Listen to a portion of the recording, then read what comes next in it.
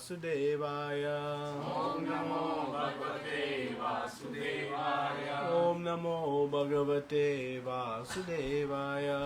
Om Namo Bhagavate Vasudevaya. Narayanam Namaskritta. Narayanam Namaskritta. Naram Chaiva Narottamam. Naram Chaiva Narottamam. Devim Saraswatim Vyasam. Devim Saraswati Vyasam. Tato Jayamudiriye. Nastaprayeshu Vabhadreshu. Nastaprayeshu Vabhadreshu. Nityam Bhagavata Sevaya. Bhagavati Uttama Shloke. Bhagavati Uttama Shloke. Bhaktir Bhavati Naishtiki. Hare Krishna. So today we'll read from chapter 10, text, chapter number 30, Canto 10, chapter 30, text number 28. Is what is coming up? What festival is coming up now? So what have we celebrated recently so far? Janmashtami, and before that? Balaram Jayanti. So we have Balaram Jayanti, we have Janmashtami, and now we have Radhastami. So we'll discuss a little bit about this. So we'll read this verse. This is the 28th verse. Anayaradito nunam bhagavan haririshvara yanom vihaya govinda pritoyam anayaraha. Translation. Certainly this particular gopi has perfectly worshipped the all-personality of Godhead Govinda, since he was so pleased with her that he abandoned the rest of us and brought her to a secluded place. Purport by the disciples of His Divine Grace, A.C. Bhaktivedanta Swami Srila Prabhupada. Srila Prabhupada ki jai. Srila Vishnu Chakravarti Thakur explains that the word Araditaha refers to Srimati Radharani. He comments, the sage Shukadev Goswami has tried with all endeavor to keep her name hidden, but now it automatically shines forth from the moon of his mouth. That he has spoken her name is indeed her mercy, and thus the word Araditaha is like the rumbling of a kettle drum, sounded to announce her great good fortune. Although the gopis spoke as if jealous of Srimati Radharani, they were actually ecstatic to see that she had captured Sri Krishna. Srila Vishnu Chakravarti quotes the following detailed description of Srimati Radharani's footprints as given by Srila Rupa Goswami in his Sri Ujjvala Nilamani. At the base of her large toe, her foot is marked by the barley corn. Below that is a disc. Below the disc is an umbrella. Below the umbrella is a bracelet. A vertical line extends from the middle of her foot to the juncture of her large and second toes. At the base of her middle toe is a lotus. Below that is a flag. Below the flag is a creeper, together with a flower. At the base of her small toe is an elephant goat. And upon her heel is a half moon. There are 11 marks on her left foot. At the base of the large toe of her right foot is a conch shell. Below that a spear. And at the base of the small toe of her right foot is a sacrificial altar. Below that an earring. And below that a spear. Along the base of her second, third, fourth, and small toe is a mark of a mountain, below which is a chariot. And on the heel is a fish. Thus altogether 19 distinguishing marks on the sole of Srimati's lotus feet. Om Jnana Timirandasya Jnananjana Shalakaya Chakshuru Militam Yena Tasmai Shri Gurave Namaha. Shri Chaitanya Manobishtam Sthapitam Yena Bhutale Swayam Rupa Kadamayam Dadati Swapadantikam Vandeyam Shri Guru Shri Uta Padakamalam Shri Guru Vaishnavamsha Shri Rupam Sagajatam Sahagana Raghunatam Vitam Tam Sajivam Sadvaitam Savadutam Paridana Saitam Krishna Chaitanya Devam Shri Radha Krishna Padan Sahagana Lalita Shri Vishakan Vitamscha Hey Krishna Karuna Sindhu Dinabandhu Jagatpate Gopesha Gopika Kanta Radha Kanta Namostute, Tapta Kanchana Gaurangi, Radhe Rindavaneshwari,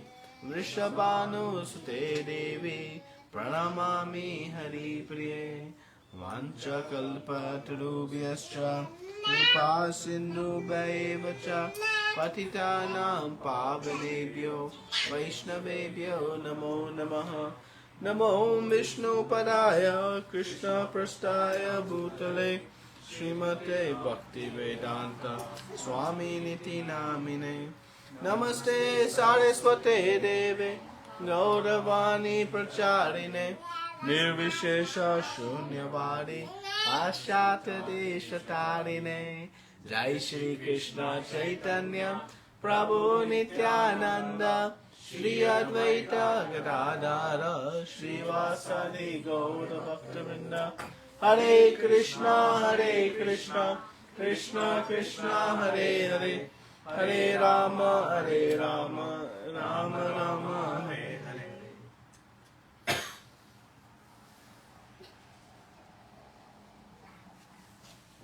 Hare Krishna.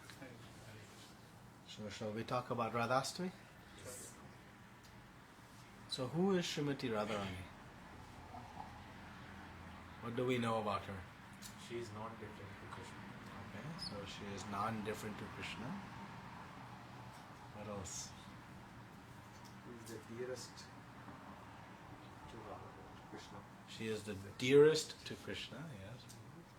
So she's non-different. She's dearest to Krishna. What else? She's full of mercy. Oh, she's full of mercy. Yes. You cannot reach Krishna without getting the mercy of Radharani. You cannot reach Krishna without getting the mercy of Srimati Radharani. Yes. Eternal companion to Krishna. Eternal companion, who is the eternal consort to Krishna. What else? Who else? What else do we know about Srimati Radharani? Krishna's pleasure potency. Is Krishna's pleasure potency. Yes. Anybody knows what that Shakti is called? Bonus points. Extra prasadam. Yogamaya? Yogamaya is an expansion. What that pleasure Krishna's pleasure potency is called? The Haladini Shakti. Pretty much we covered everything. So what should we discuss now? We all know everything about Srimati Radharani. Maybe we can go straight to Prasad. So, actually, in quite sincerity, you have really understood Srimati Radharani quite nicely, because Srimati Radharani is very misunderstood in many ways by what I call casual observers.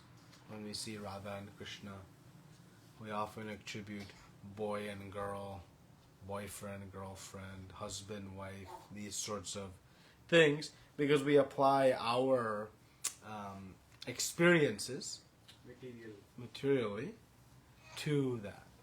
But actually that can lead us astray.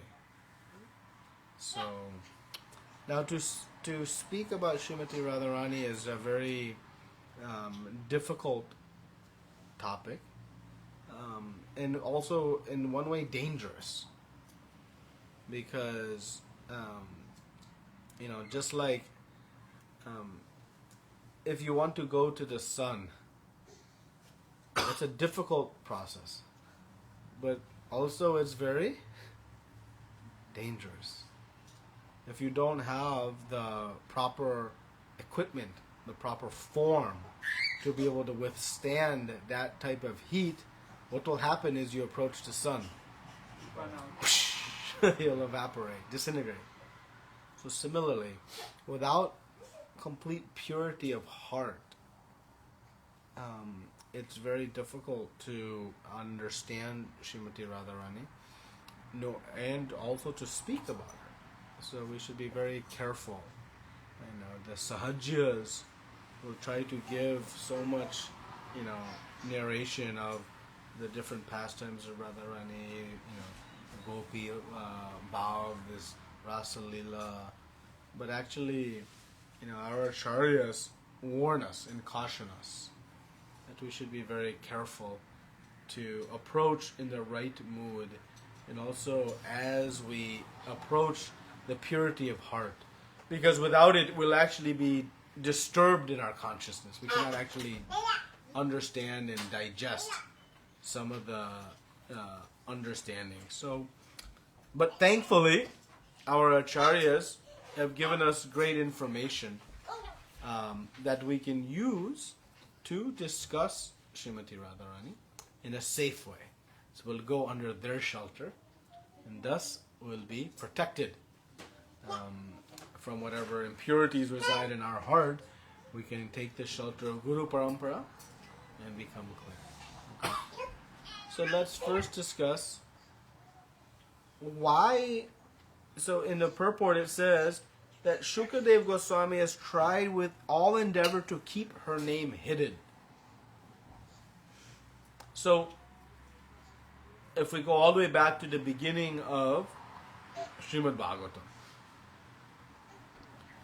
why was Srimad Bhagavatam composed? What was the inspiration that led to the composition of Srimad Bhagavatam?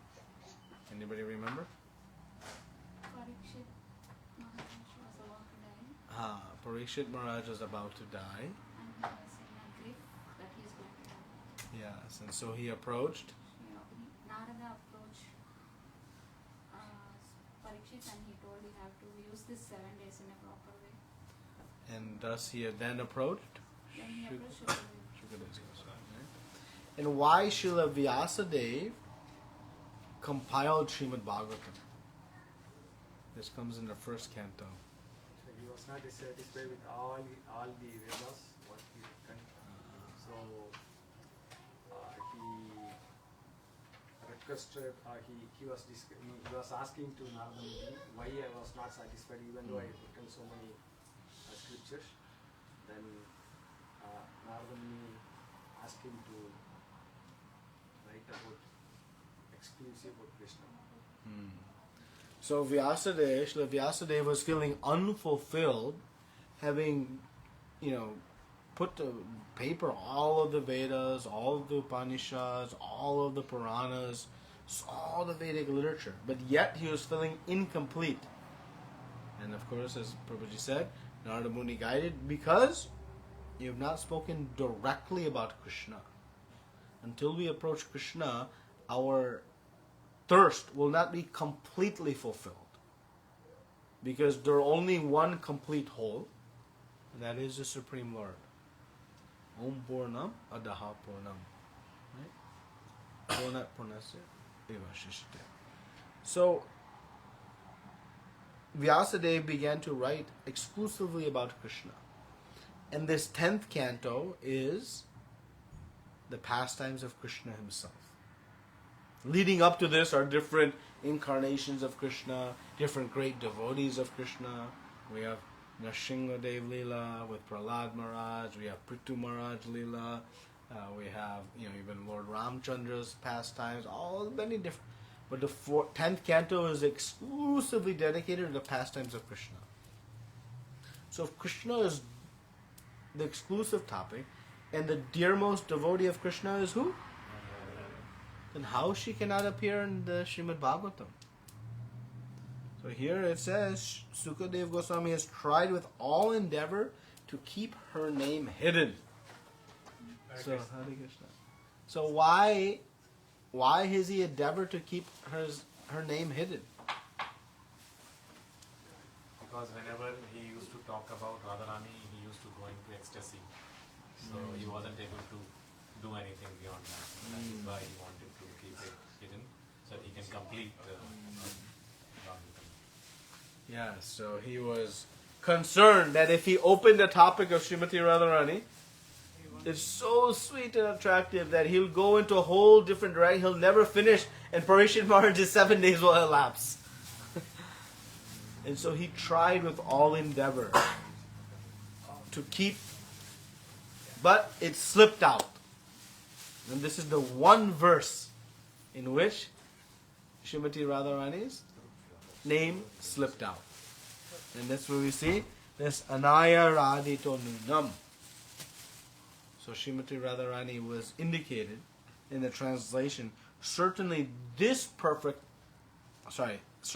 particular gopi has perfectly worshipped the all-powerful personality of Godhead. So who is this particular gopi that the other gopis are speaking about? Srimati Radharani. Right? So in this verse, the only verse in whole Srimad Bhagavatam where Srimati Radharani is mentioned. So now our acharyas give us great commentary and understanding of Srimati Radharani. In the beginning of Chaitanya Charitamrita, Srila Krishnadas Kaviraj Goswami explains who is Srimati Radharani. And that becomes a very important. So we kind of discussed, but let's just summarize now. Who is Srimati Radharani? So Krishna has many energies. We call them potencies. And one of his energies is to enjoy, his pleasure potency. So Krishna has a propensity to enjoy. How many of us want to enjoy? Where does that desire to enjoy come from? From Krishna. Everything comes from Krishna. So even the desire to enjoy, it comes from Krishna. Now Krishna is the source of all pleasure. He is all attractive. He has the full potency. He is Atma Rama. But still Krishna likes to enjoy. So he expands, meaning his pleasure potency externally manifest in the form of Srimati Radharani. So we said one of the things Srimati Radharani is non-different from Krishna. Right?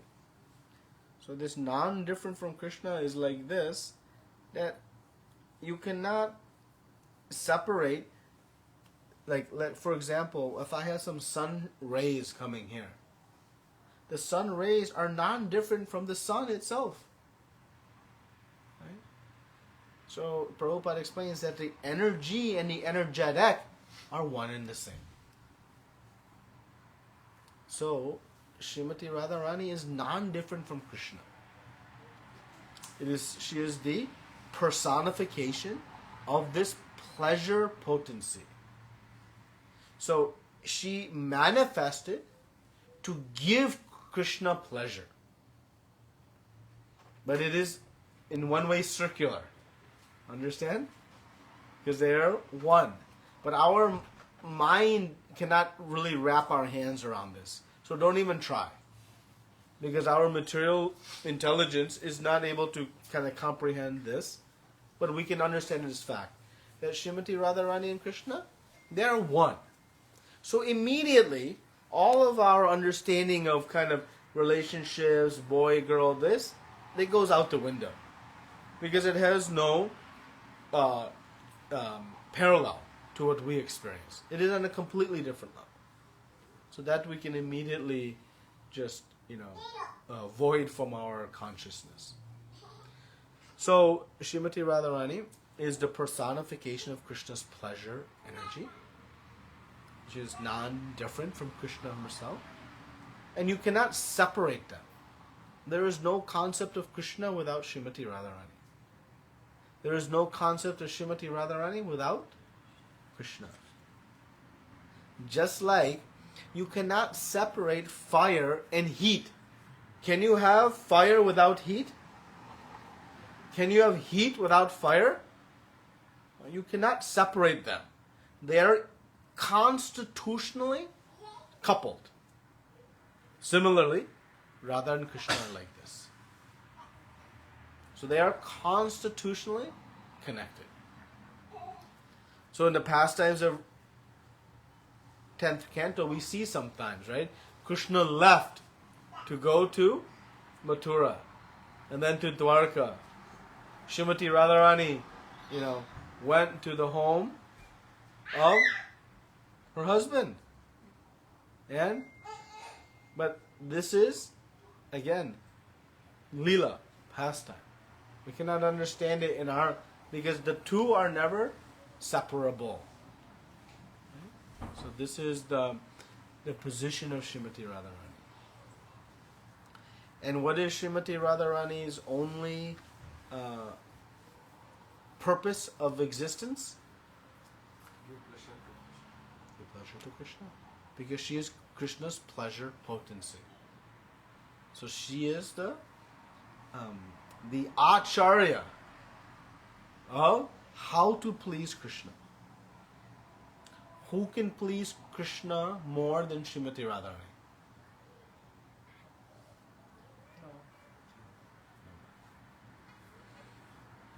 The scope of Srimati Radharani's pleasure giving to Krishna is so extreme that let me ask one question. Krishna, does he know what's happening next door? Yes. Does he knows what's happening halfway around the world? Does he knows what? Is there anything Krishna does not know? He is what we call omniscient. Omniscient means he's all-knowing. Not only knows current, he also knows. And he knows what you'll eat tomorrow. I know what you'll eat tomorrow. Because he's only provisioning that. He knows past, present, and future. We may say, "Oh, Hare Krishna Prabhuji, Dhanwa, so nice to see you."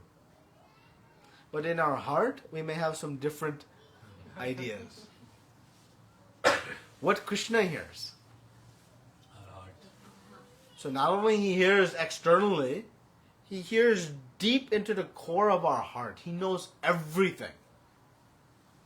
That's what makes him the Supreme Personality of Godhead. He knows everything. And Lord Brahma says, Ishvara Parama Krishna Sachidananda Vigraha Anadir Adir Govinda. Anadir Adir means he is the source of all sources. So what existed before Krishna? Nothing. Everything comes from Krishna. Everything comes from Krishna. Just some very mundane way for us to try to understand that, right? In the home, child has something. Where that something comes from? parents. Anything child can have that mother and father don't have? Child can ever have more than mother and father? Of course, when they grow up, maybe. But in this concept, no. Because everything is being provisioned by mother and father. So if Krishna is the source of everything, he is all-knowing, has complete perfect knowledge, right? He has 6 primary opulences, one of which is intelligence. So he is the Supreme Personality of Godhead. But there is something he does not know. Now, how can that be? He's the Supreme Personality of Godhead. What does he not know?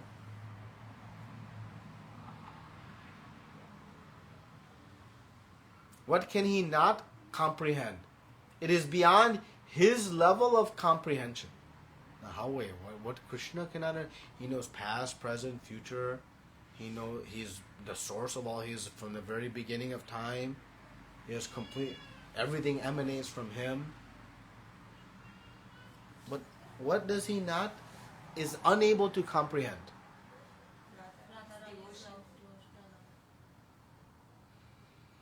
The magnitude of Srimati Radharani's love for Krishna. This is how extremely elevated Srimati Radharani's love is. That Krishna, the Supreme Personality of Godhead, the all-knowing Supreme Personality, is not all-knowing. She makes Krishna not all-knowing.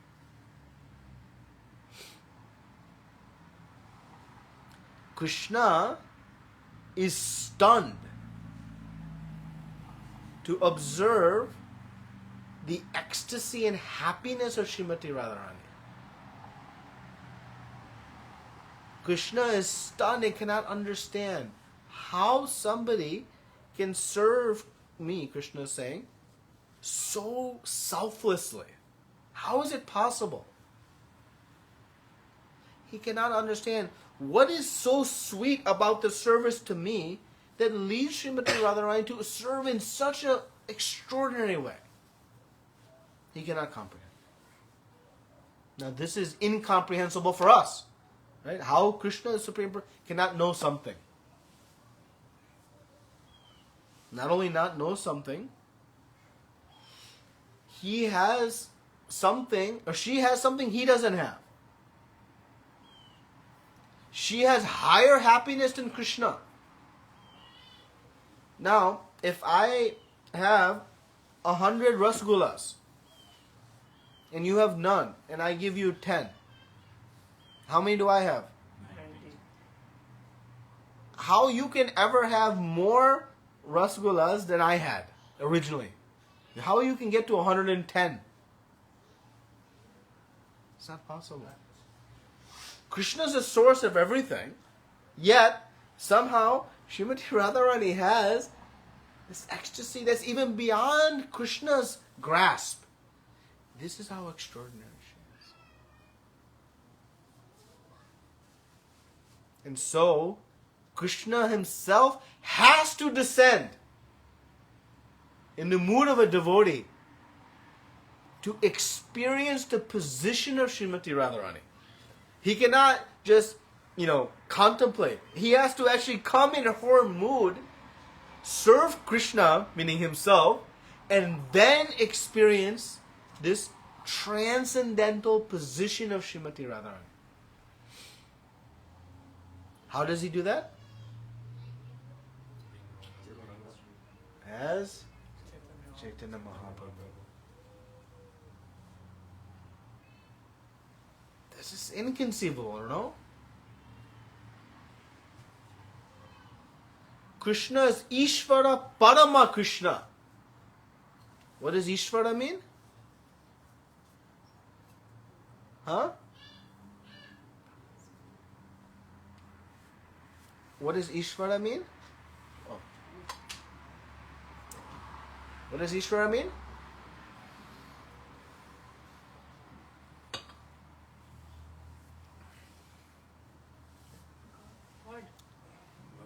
No, but it had the technical meaning means controller. And that's what the controller, you can be called Bhagavan. But who is the Parama Ishvara? Who is the ultimate controller? Krishna. Right? We have different controllers. Lord Brahma, Lord Shiva, the different devatas. But are they the supreme controller?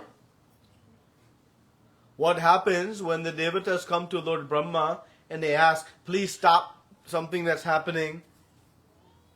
Does Brahma have absolute control? They learn to Lord Vishnu. Because certain things only Lord Vishnu can. Who does Lord Vishnu go to? No one. Because he is Parama Ishvara. Ishvara Parama Krishna. So he is a supreme controller. The supreme controller. No one else. But who can control Krishna?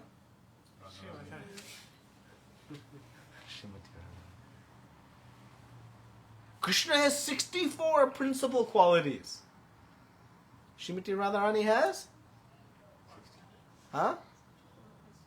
Just one. 65. No. Our material math doesn't work. Oh, 65 means one more than Krishna they subdued. It doesn't work that way. Just one. She has how many principal qualities? 25. And with those qualities, she controls Krishna. Krishna becomes completely subdued by her. So, this means if somebody great becomes controlled, it means that that person must be doing something extraordinary. So how pure Srimati Radharani's love must be. How pure her bhakti must be. That when she renders devotional service, she experiences a happiness that's even inaccessible by Krishna. She experiences a force that has the ability to control Krishna. This is the purity of her devotional service. It's honestly beyond our ability to comprehend. Except for we can understand, she has the purity of service. And what is that when we say pure devotional service? Anyabilashita shunyam gyanakamari navratam anukulyena Krishna anushilnam bhaktir uttama. Uttama bhakti. What is the defining characteristic of pure devotional service? What tells one is more pure or less pure in their service? Selflessness. Selflessness. I am doing this service so that at the end of the service I'll get 2 extra samosas. That's nice service. But is it pure? I am doing this service as a favor to somebody to help them out. Is that pure? It has a tinge of personal desire. I am doing this service so others will be happy with me. Is that pure? I'm doing this service because I want to serve Krishna. Is that pure? Even that has a tinge. What is the tinge? I want. I want. So Srimati Radharani's selflessness, it is so selfless that we cannot even comprehend that. But we can observe some of her activities to gauge the purity. So, it is the selflessness of our devotional service that we aspire to reach. Sometimes we do our devotional service, and in doing our service, we feel some pain in the heart, some dissatisfaction. That in and of itself is the symptom. The pain is the symptom of some selfishness. Why? Why do I experience some pain in the heart?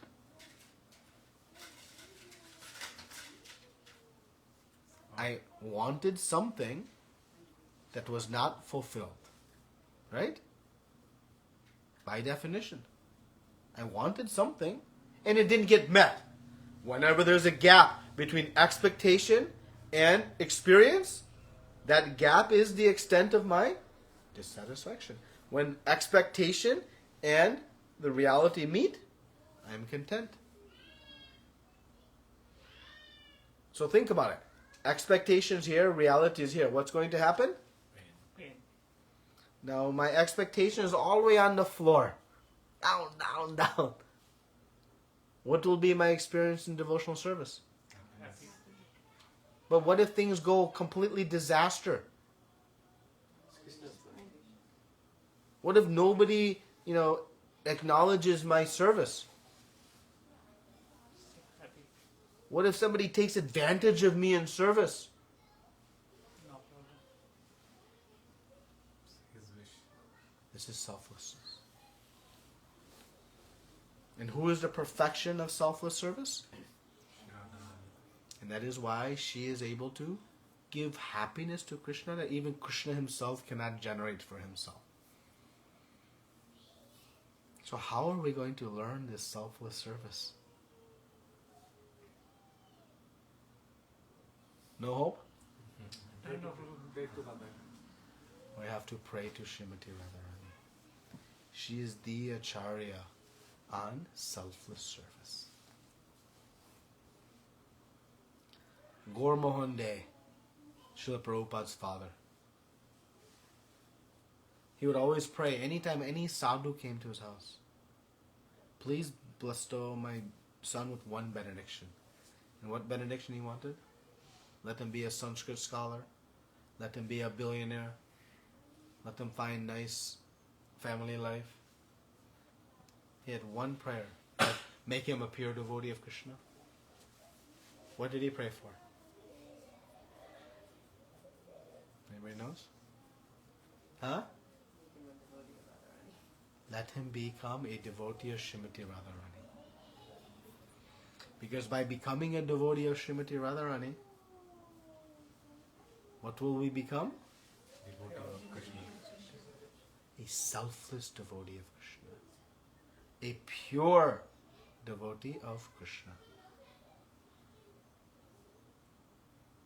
So this is so our devotional service actually, it happens only by the mercy of Srimati Radharani. And she is the epitome of mercy. Meaning, Krishna may be difficult for us to please. But Srimati Radharani? Who's easier to please, mother or father? Always.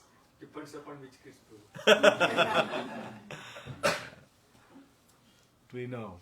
If mother is pleased, by definition, father will be pleased. So by pleasing Srimati Radharani, we will please Krishna.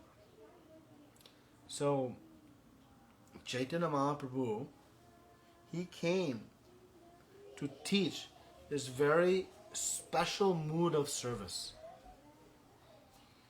Actually, the Srimati Radharani with Krishna is the unique feature that Chaitanya Mahaprabhu himself came to teach. This mood. But this mood also is very specific. Just like the gopis are here searching for Krishna,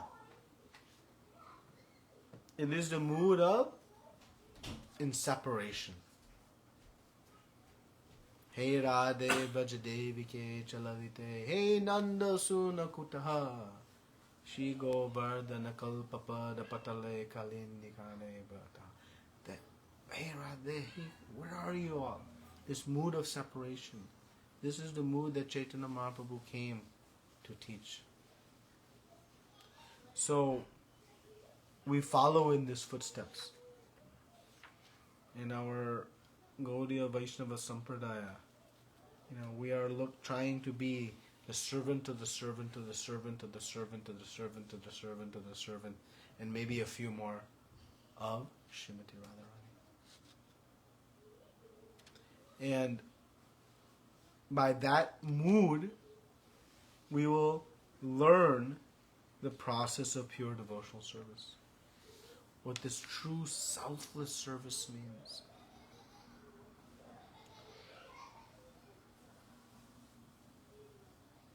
When one indication of our selfless service. So, I'll carry it in the spiritual realm and then bring it to practical. How we can approach our service.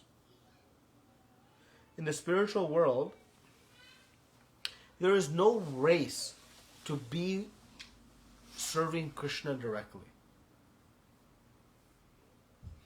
The devotee doesn't want to be serving Krishna directly. Now that seems odd, right? We know in the temple, I want to go on the altar and do, or I want to cook for, I want to do, these more personal services. But what is the consciousness in the spiritual world? That if I serve Krishna, then who is separated from Krishna from that time? So the devotee says, wait a minute. If I go, Krishna will get some pleasure, no doubt. But if Srimati Radharani does this service, Krishna's pleasure will be more. So what is my goal? For my pleasure in service or Krishna's pleasure? So the devotee says, no. Let me assist Srimati Radharani. But then the devotee says, but it's assisting Srimati Radharani are Lalita and Vishaka. Who can assist better Srimati Radharani? Me or Lalita and Vishaka? Oh, they can assist. So let me assist one of their manjaris. And like this, one goes and finds their position. But one is not feeling, oh, I am 17 degrees removed. Because their happiness is not coming from their position. 17, 16, 5, 1. That is not the source of their happiness. That is the source of our happiness in the conditioned state. In the pure state, what is the source of their happiness? Happiness of Krishna. Happiness of Krishna. Seeing Krishna happy, they become ecstatic. This is selfless service. And actually, until we come to this mode, we cannot enter the spiritual realm. Why? Because we'll be dissatisfied. Because I want this, I want that. And nobody cares about I. Everybody only cares about Krishna.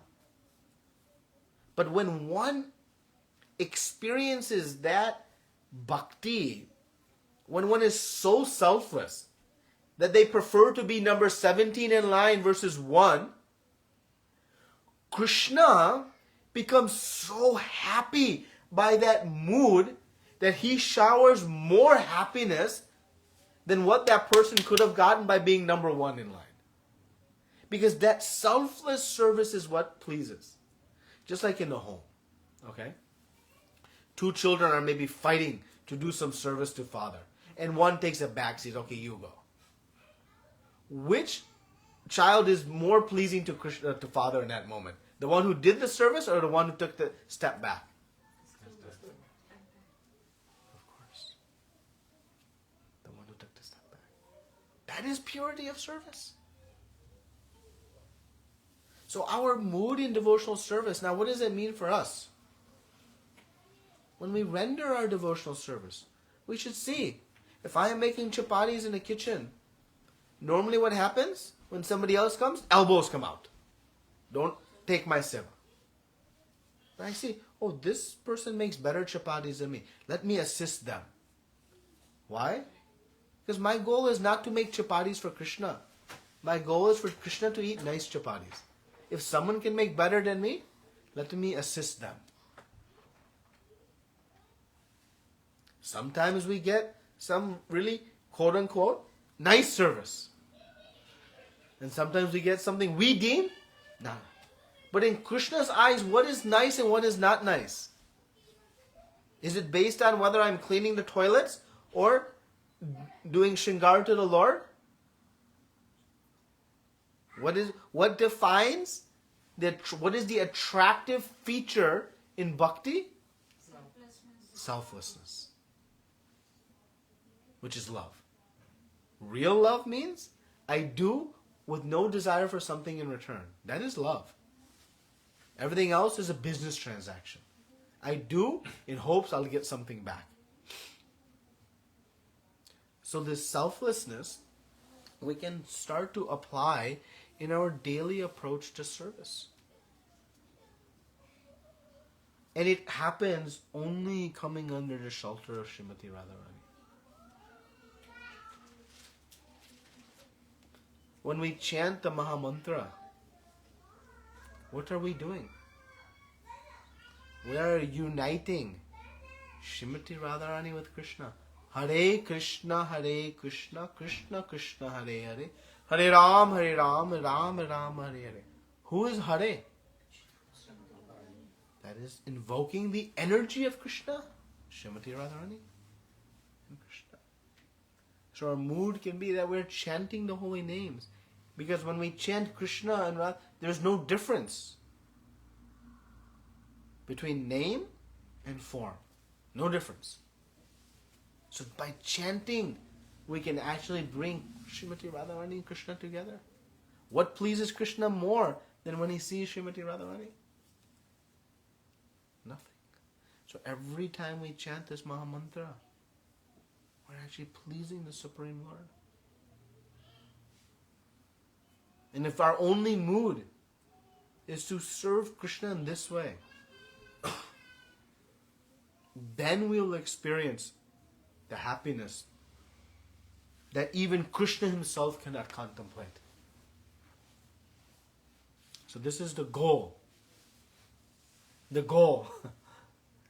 Now, how many of us think this is a really high and difficult and maybe even impossible goal to come to this selfless spirit?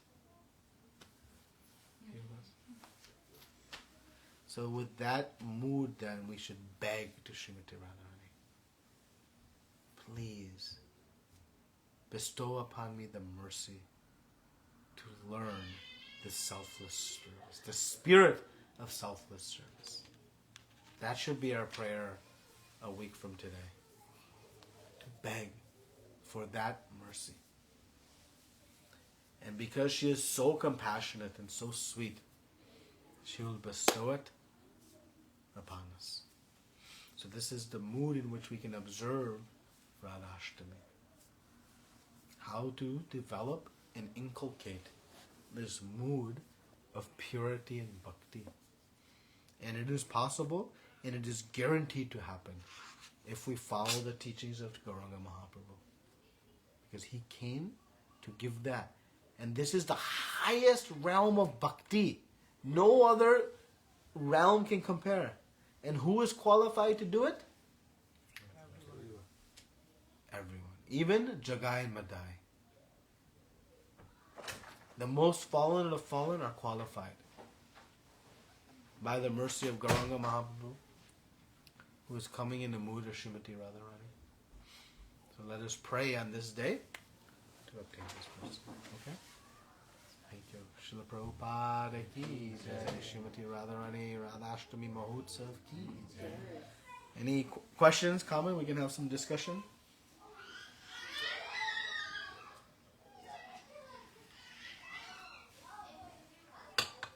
Prabhuji, if only one line is mentioned in Canto, it is very difficult for a normal person to understand the importance of Radharani, right? Why is it just one line? I mean, I understood that he becomes very happy, but it should be mentioned somewhere, right? Yeah, so it is mentioned. So particularly Chaitanya Mahaprabhu, when he came, so he instructed how to understand this. So the mood of Srimati Radharani is explained extensively in Chaitanya Charitamrita.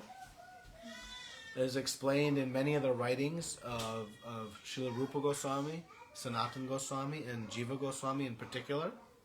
And so they have written a lot of this knowledge. Narottam Das Thakur has provided many beautiful bhajans characterizing the mood of Srimati Radharani. So we have, through our acharyas, great opportunity to understand this mood in the correct and proper context. So we should approach those very, very sincerely and carefully also, so that we can understand.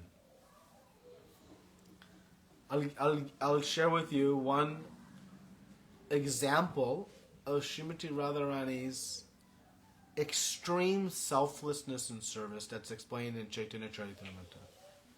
We have the Shishtakshtakam prayers, and the last verse is Ashli Sabha Padaritam Pinashtam Mamadarsham Marma Hatam Karotava Yatha Tatava Vidadato Lampato Mat Prana Satasu Se Eva Napara.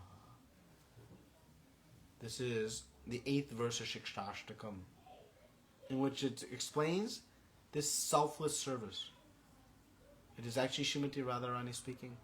It says, Krishna, you are my beloved, whether you are near to me or far.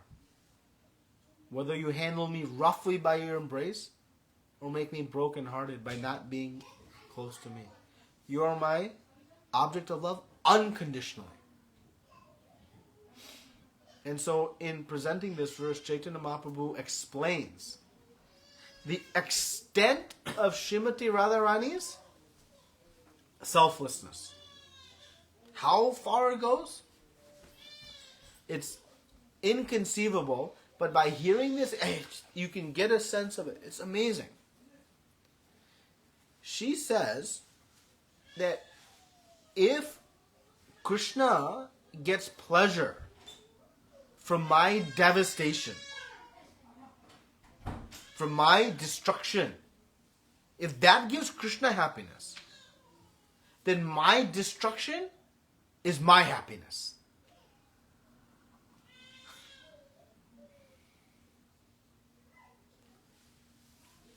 Now, Krishna, we think Radharani always is going to be with Krishna. They're enjoying in a pleasure go, they're enjoying this rasa dance, they're enjoying all these different activities, right? And our mundane mind goes to, she's attracted to Krishna. Right? Beautiful boy, beautiful girl, there's this attraction. Flute playing in the night with the aromatic flowers of the lotuses and the breeze coming off the Yamuna and the sound of the crickets. It captures it, and our senses go into some disarray. And we see this deep attraction. And we think that when Krishna plays his flute, Srimati Radharani is running from her house, regardless of what happened, out of love and attachment to Krishna.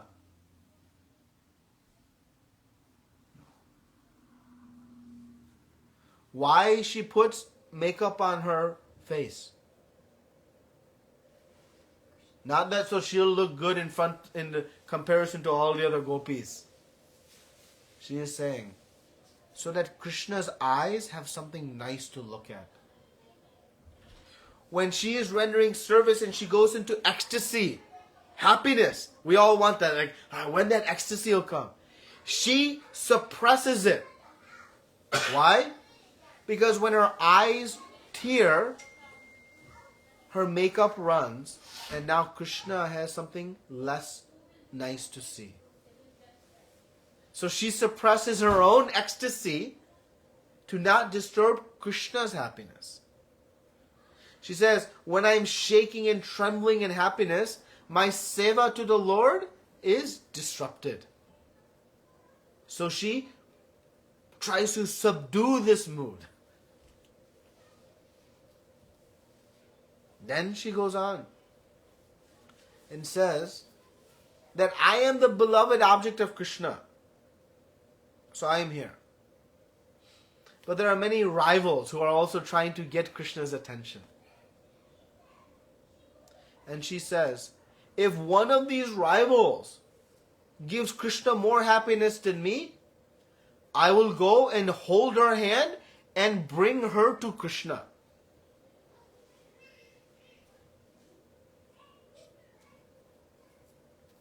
Then she says, not only that, I will become her maidservant. This is how selfless. My rival is with Krishna, how I would feel. Burn with envy and rage. But Srimati Radharani, if that's giving some of this mood, this is explained in Chaitanya Charitamrita, along with many pastimes and other activities. So it's there in our Shastra. And we have to hear it through our acharyas so that we understand it in its proper context. Otherwise, we're 100% guaranteed to be bewildered. Just like if I approach the sun in this body, I am 100% going to be fried. Full pakora. Questions or comments? Prabhuji, in the beginning you said we should not discuss about Radharani. Is that the same content? We don't discuss, or we have to discuss through the commentary of our acharyas. We should not try to understand, some of these intimate pastimes of Srimati Radharani. We should not try to, because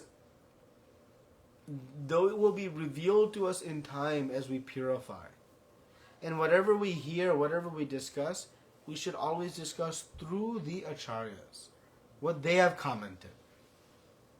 Because again, because of my impurities, I will cast my impurities on whatever it is I'm commenting on. So instead, we comment from those who are free of those impurities. Right? So that is the way in which we have to approach and discuss it. And the key punchline in studying Srimati Radharani? Selfless service. How to do selfless service. That is the essence of Radhastami. Not Rasa Leela, not Gopi Bhav. It is selfless service. Surrendering to our eternal mother and begging for her blessing. Okay? Any other question? Yeah, Masan? Is this that time of the only time of the year actually when we get to see her lotus feet as well? I remember that happened last year. I just don't remember if this was the occasion.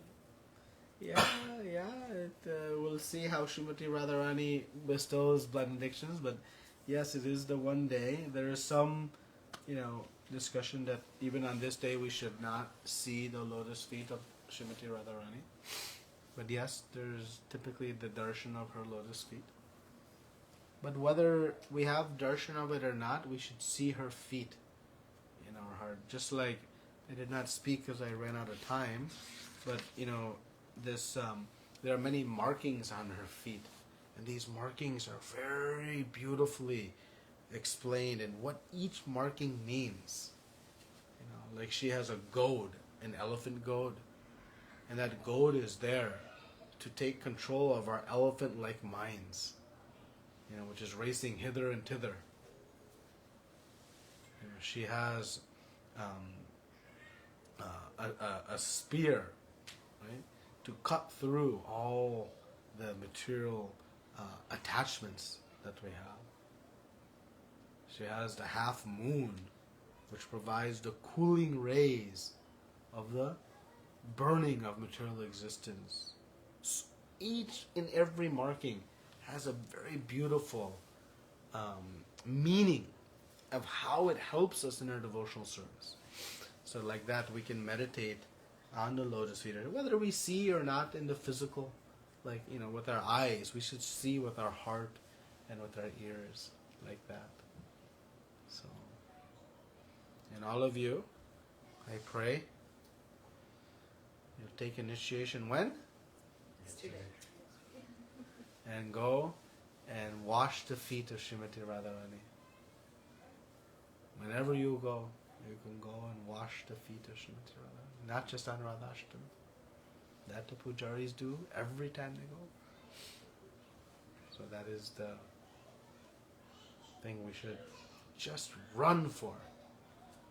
That is our shelter. What price we are willing to pay for that? Any price? The price of chanting a few rounds, following a few simple principles. That's it. That's it. Any other questions, comments?